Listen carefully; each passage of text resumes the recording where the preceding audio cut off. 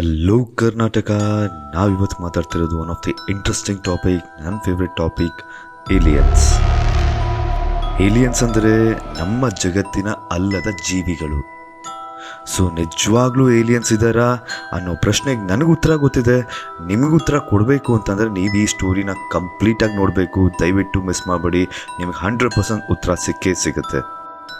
ಇಂದು ನಾವು ಇತಿಹಾಸದಲ್ಲೇ ಅತ್ಯಂತ ನಿಗೂಢ ವಿವಾದಾತ್ಮಕ ಘಟನೆಗಳಲ್ಲಿ ಒಂದಾದ ರಾಸ್ವೆಲ್ ಏಲಿಯನ್ ಕ್ರ್ಯಾಶ್ ಬಗ್ಗೆ ಕಂಪ್ಲೀಟ್ ರಿಪೋರ್ಟ್ ನಿಮಗೆ ಕೊಡ್ತಿದ್ದೀವಿ. Let's go to July 4th, 1947, America, New Mexico, Roswell ಜನರಿಗೆ ಅದೊಂದು ನಾರ್ಮಲ್ ರಾತ್ರಿ ಆಗಿರುತ್ತೆ. ಎಲ್ಲರೂ ಆರಾಮಾಗಿ ಮಲ್ಕೊಂಡಿರ್ತಾರೆ. ಸಡನ್ನಾಗಿ ಆ ರಾತ್ರಿ ದೊಡ್ಡದಾದ ಒಂದು ಸೌಂಡ್ ಕೇಳಿಸುತ್ತೆ ಎಲ್ಲರೂ ಮೋಸ್ಟ್ಲಿ ಥಂಡರ್ ಸ್ಟಾರ್ಮ್ ಇರ್ಬೋದು, ಏನೋ ಒಂದು ಕ್ರ್ಯಾಶ್ ಆಗಿರ್ಬೋದು ಅಂತ ಅಷ್ಟೊಂದು ತಲೆ ಕೆಡ್ಸ್ಕೊಳಕ್ಕೆ ಹೋಗಲ್ಲ. ಬಟ್ ಕೆಲವೊಬ್ರು ಕ್ಯೂರಿಯಾಸಿಟಿಯಿಂದ ಆಚೆ ಬಂದು ನೋಡ್ತಾರೆ. ಒಂದು ತುಂಬ ಬ್ರೈಟ್ ಆಗಿ ಹೊಳೆಯುವ ವಸ್ತು ಆಕಾಶದ ಮೂಲಕ ರಾಸ್ವೆಲ್ ಬಳಿಯ ರ್ಯಾಂಚ್ ಅಂದರೆ ಒಂದು ದೊಡ್ಡ ಖಾಲಿ ಜಾಗ ಬಳಿ ಕ್ರ್ಯಾಶ್ ಆಗೋಗುತ್ತೆ. ನೆಕ್ಸ್ಟ್ ಡೇ ಬೆಳಿಗ್ಗೆ ಆ ರ್ಯಾಂಚ್ ಮಾಲೀಕ ಮ್ಯಾಕ್ ಬ್ರಾಝೆಲ್, ಅಂದರೆ ಖಾಲಿ ಜಾಗದ ಮಾಲೀಕ ಮ್ಯಾಕ್ ಬ್ರಾಝೆಲ್ ಆ ಜಾಗದಲ್ಲಿ ಹೋಗಿ ನೋಡ್ತಾನೆ. ಏನಿದು ಹೊಗೆ ಬರ್ತಾ ಇದೆಯಲ್ಲ ನನ್ನ ಜಾಗದಲ್ಲಿ ಅಂತ. ಅಲ್ಲಿ ಹೋಗಿ ನೋಡಿದ್ರೆ ಪಳ ಅಂತ ಹೊಳೆಯುವ ವಸ್ತುಗಳು ಎಲ್ಲ ಕಡೆ ಚಿಲ್ಲಾಪಿಲ್ಲಿಯಾಗಿ ಬಿದ್ದಿರುತ್ತೆ. ಮ್ಯಾಕ್ ಬ್ರಾಝೆಲ್ಗೆ ಅರ್ಥನೇ ಆಗಲ್ಲ ಈ ವಸ್ತುಗಳು ಏನು ಅಂತ. ಏರ್ಕ್ರಾಫ್ಟ್ ಅಂದರೆ ಏರ್ಕ್ರಾಫ್ಟ್ ಥರ ಇಲ್ಲ, ಬಟ್ ಎಲ್ಲ ವಸ್ತುಗಳು ಈ ಜಗತ್ತಿನ ಅಲ್ಲದ ಥರ ಇರುತ್ತೆ. ಸೊ ಅವ್ನು ಫುಲ್ಲು ಕನ್ಫ್ಯೂಸ್ಡ್ ಆಗಿಬಿಡ್ತಾನೆ. ತಲೆ ಕೆಡ್ಸ್ಕೊಂಡು ಆ ಏರಿಯಾ ಶರೀಫ್ ಅಂದರೆ ಆ ಏರಿಯಾ ಮುಖ್ಯಸ್ಥನಿಗೆ ಫೋನ್ ಮಾಡಿ ತಿಳಿಸ್ತಾನೆ. ಸೊ ಆ ಏರಿಯಾ ಶರೀಫ್ ಏನು ಮಾಡ್ತಾನೆ, ನನಗೇನಕ್ಕೆ ಬೇಕಪ್ಪ ಅಂತ ಹೇಳಿ ಸೀದಾ ಆರ್ಮಿಗೆ ಫೋನ್ ಮಾಡಿಬಿಟ್ಟು ಹೇಳ್ಬಿಡ್ತಾನೆ, ಈ ಥರ ಒಂದು ಆಗಿದೆ ಕ್ರ್ಯಾಶು, ಬಂದು ನೋಡಿ ದಯವಿಟ್ಟು ಅಂತ. ಅಲ್ಲಿ ಬಂದಿದ್ದು ಯಾರು ಗೊತ್ತಾ, ಒಂದು most powerful army, Roswell army airfield ಅಂತ. ಆ army US most important army ಆಗಿರುತ್ತೆ. ಯಾಕೆ ಅಂದರೆ ಅವರೇ ಅಟಾಮಿಕ್ ಬಾಂಬ್ನ ಹ್ಯಾಂಡಲ್ ಮಾಡ್ತಿರೋ ಆರ್ಮಿ ಆಗಿರುತ್ತೆ. ಸೊ ಆ ಆರ್ಮಿ ಬಂದು ಎಲ್ಲ ಚಿಲ್ಲಾಪಿಲ್ಲಿ ಆಗಿ ಬಿದ್ದಿರೋ ವಸ್ತುಗಳನ್ನ ಒಂದೊಂದಾಗಿ ಕಲೆಕ್ಟ್ ಮಾಡ್ತಾರೆ. ಇವನ್ ಚಿಕ್ಕ ಇಂಚ್ ಕೂಡ ಬಿಡಲ್ಲ, ಎಲ್ಲ ಅವ್ರ ಜೊತೆ ಕಲೆಕ್ಟ್ ಮಾಡಿಕೊಂಡು ಸೀದಾ ಅವ್ರ ಜೊತೆ ತೊಗೊಂಡೋಗ್ಬಿಡ್ತಾರೆ ಏರ್ಬೇಸಿಗೆ. ಅಲ್ಲಿ ನೋಡ್ತಿದ್ದ ಜನಗಳು ಅಂದರೆ ವಿಟ್ನೆಸ್ಗಳು ಇದನ್ನು ನೋಡಿ ತುಂಬ ಸರ್ಪ್ರೈಸ್ಡ್ ಆಗಿರ್ತಾರೆ. ಏನಿದು ಅಂತ. ಅಲ್ಲೇ ಸ್ಟಾರ್ಟ್ ಆಗೋದು ಟ್ವಿಸ್ಟ್ ಆ್ಯಂಡ್ ಟರ್ನ್ಸ್, ಸತ್ಯ ಮತ್ತು ಸುಳ್ಳಿನ ಕಥೆಗಳ ಸರಮಾಲೆ. ನೆಕ್ಸ್ಟ್ ದಿವಸ ಬೆಳಿಗ್ಗೆ ಮಿಲಿಟ್ರಿ ಒಂದು ಸ್ಟೇಟ್ಮೆಂಟ್ ಕೊಡುತ್ತೆ. There will be multiple statements, but first statement ಇದಾಗಿರುತ್ತೆ, ನಾವೊಂದು ಫ್ಲೈಯಿಂಗ್ ಡಿಸ್ಕ್ ಅಥವಾ ಗುರುತಿಸಲಾಗದ ಹಾರುವ ವಸ್ತು, ಅದನ್ನು ನಾವು ಕೂಡ UFO ಕೂಡ ಅಂತೀವಿ, ಅದನ್ನು ವಶಪಡಿಸಿಕೊಂಡಿದ್ದೇವೆ ಅಂತಾರೆ. ಈ ನ್ಯೂಸ್ ಕಾಡ್ಗಿಚ್ಚಿನಂತೆ ಇಡೀ ಜಗತ್ತಿನೆಲ್ಲೆಡೆ ಹಬ್ಬಿಡುತ್ತೆ. ಬಟ್ ಅಲ್ಲೊಂದು ಟ್ವಿಸ್ಟ್ ಇರುತ್ತೆ. ಈ ಸ್ಟೇಟ್ಮೆಂಟ್ ಕೊಟ್ಟ ಕೆಲವೇ ಗಂಟೆಗಳಲ್ಲಿ ಮತ್ತೆ ಮಿಲಿಟ್ರಿ ರೀಸ್ಟೇಟ್ಮೆಂಟ್ ಕೊಡುತ್ತೆ. ಏನಂತ ಕೊಡುತ್ತೆ, ಈ ಫ್ಲೈಯಿಂಗ್ ಡಿಸ್ಕ್ ಏನಲ್ಲ, ಇದೊಂದು ವೆದರ್ ಬಲೂನ್, ಮಿಲಿಟ್ರಿ ಟೆಸ್ಟ್ ಮಾಡ್ತಾ ಇದ್ರು, ಅಲ್ಲಿ ಬಂದು ಬಿದ್ದಿದೆ ಅಂತ. ಬಟ್ ಅಲ್ಲಿ ವಿಟ್ನೆಸ್ ಮಾಡಿದ ಜನಗಳು ಅಂದರೆ ಈ ಲೈವ್ ಆಗಿ ನೋಡಿದ ಈ ಆಕ್ಸಿಡೆಂಟ್ ಜನಗಳಿಗೆ ತಲೆ ಕೆಟ್ಟೋಗುತ್ತೆ. ಬಟ್ ನಾವು ನೋಡಿದ್ದೇನು, ಇವ್ರು ನೋಡಿದ್ರೆ ವೆದರ್ ಬಲೂನ್ ಅಂತಾರೆ. ಅಲ್ಲಿ ವಿಚಿತ್ರವಾಗಿ ಎಲ್ಲ ಇತ್ತು. ಈವನ್ ಲೋಕಲ್ ಪೊಲೀಸ್ ಆಗಿರ್ಬೋದು, ಲೋಕಲ್ ಶರೀಫ್ ಆಗಿರ್ಬೋದು, ಲೋಕಲ್ ಜನಗಳಾಗಿರ್ಬೋದು ತಲೆ ಕೆಡ್ಸ್ಕೊಂಡು ಇದು ಯಾಕೋ ಸುಳ್ಳು ಹೇಳ್ತಿದೆ ಗೌರ್ಮೆಂಟ್ ಅಂತ ಫುಲ್ಲು ಅವರಿಗೆ ಅನುಮಾನ ಬಂದುಬಿಡುತ್ತೆ. ಅಲ್ಲಿ ನಡೆದಿದ್ದೇನು, ಅಲ್ಲಿ ರಿಯಲ್ ಆಗಿ ಏನು ಕ್ರ್ಯಾಶ್ ಆಗಿದ್ದು, ವಿಟ್ನೆಸ್ಗಳೆಲ್ಲ ನೋಡಿದ್ದು ಏನು ಆ್ಯಕ್ಚುಲಿ. ಹಲವಾರು ಸೈಂಟಿಸ್ಟ್ಗಳ ಪ್ರಕಾರ, ಹಲವಾರು ಇನ್ವೆಸ್ಟಿಗೇಟರ್ಸ್ಗಳ ಪ್ರಕಾರ this was the incident which took place that day. ಅಂದರೆ ಈ ಇನ್ಸಿಡೆಂಟ್ ಅವತ್ತು ಆಗಿತ್ತು. ಏನು ಅಂದರೆ ರಾಸ್ವೆಲ್ ಕ್ರ್ಯಾಶ್ ನಡೆಯೋಕ್ಕಿಂತ ಕೆಲ ತಿಂಗಳ ಹಿಂದೆ 300ಕ್ಕೂ ಅಧಿಕ UFO ಸೈಟಿಂಗ್ಸ್ ಆಗಿರುತ್ತೆ. ಎಲ್ಲಿ, ನ್ಯೂ ಮೆಕ್ಸಿಕೋ ಮರುಭೂಮಿಯಲ್ಲಿ. ಇದರ ಬಗ್ಗೆ ಅಲ್ಲಿನ ಲೋಕಲ್ ಜನರು ಕೂಡ ಹೇಳಿರ್ತಾರೆ, ಲೋಕಲ್ ಮಿಲಿಟ್ರಿ ಕೂಡ ಇದ್ರ ಬಗ್ಗೆ ಗೊತ್ತಿರುತ್ತೆ. ಇವನ್ ಅಲ್ಲಿ ಓಡಾಡ್ತಿದ್ದ ಲೋಕಲ್ ಪೈಲಟ್ಸ್ ಅಂದರೆ ಆ ಏರೋಪ್ಲೇನ್ ಪೈಲಟ್ಸ್ ಕೂಡ ಎಷ್ಟೊಂದು ಜನ ಅವ್ರ ಬೇಸಿಗೆ ಇನ್ಫಾರ್ಮ್ ಮಾಡಿರ್ತಾರೆ. ಅವತ್ತು ಒಂದಲ್ಲ ಎರಡಲ್ಲ 3 alien ship Corona New Mexico ಮೇಲೆ ಹಾರಾಡ್ತಾ ಇತ್ತು. ಯಾಕೆ ಹಾರಾಡ್ತಿತ್ತು ವಿ ನೆವರ್ ನೋ. ಬಟ್ ಎಷ್ಟೋ ರಿಸರ್ಚ್ಗಳ ಪ್ರಕಾರ it was flying on White Sands missile ರೇಂಜ್ನ ಸರ್ವೆ ಮಾಡ್ತಾ ಇತ್ತು.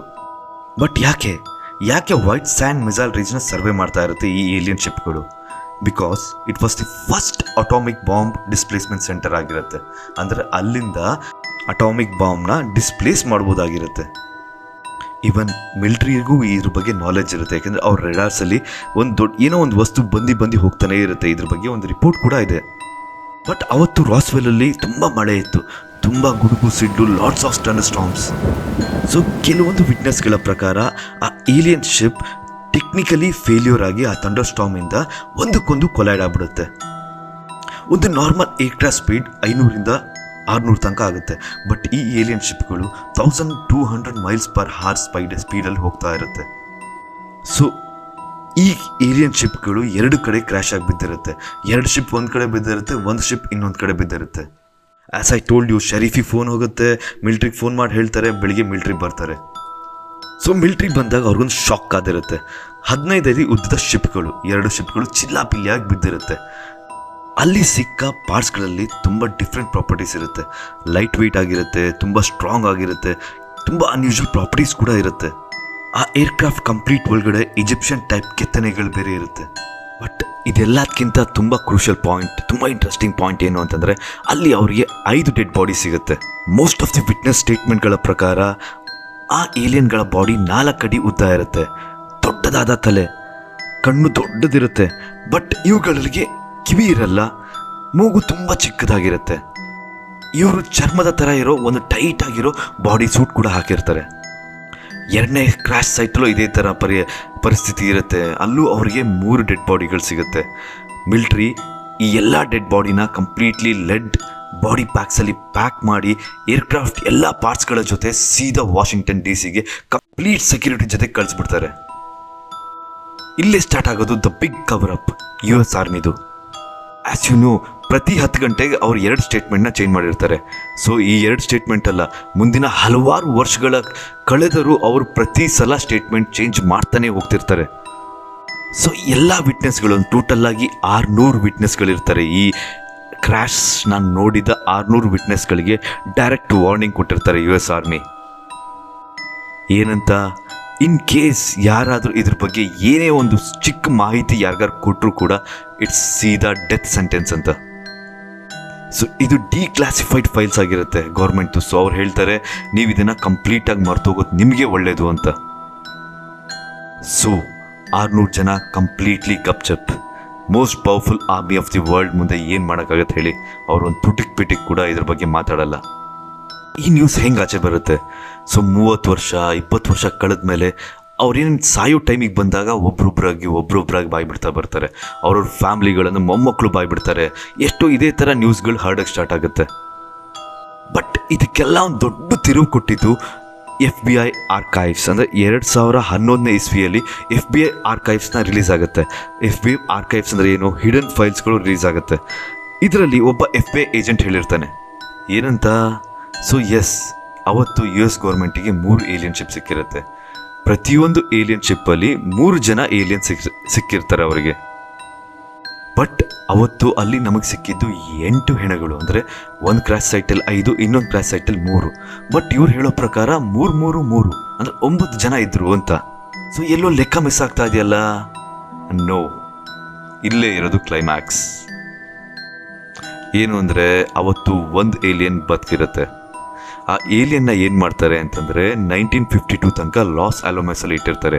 ಒಂದು ರೀಸೆಂಟ್ ನ್ಯೂಸ್ ಕೊಡ್ತೀನಿ. ಏನು ಅಂತಂದರೆ 2023ನೇ ಇಸ್ವಿಲಿ 3 ಎಕ್ಸ್ ಮಿಲ್ಟ್ರಿ ಅಂದರೆ US X military persons US government ಮೇಲೆ ಕೇಸ್ ಹಾಕ್ತಾರೆ. ಏನಂತ, US ಗೌರ್ಮೆಂಟ್ UFO ಬಗ್ಗೆ ಇನ್ಫಾರ್ಮೇಷನ್ನ ಸಾಮಾನ್ಯ ಜನರಿಂದ ಮುಚ್ಚಿಡ್ತಾ ಇದ್ದಾರೆ ಅಂತ.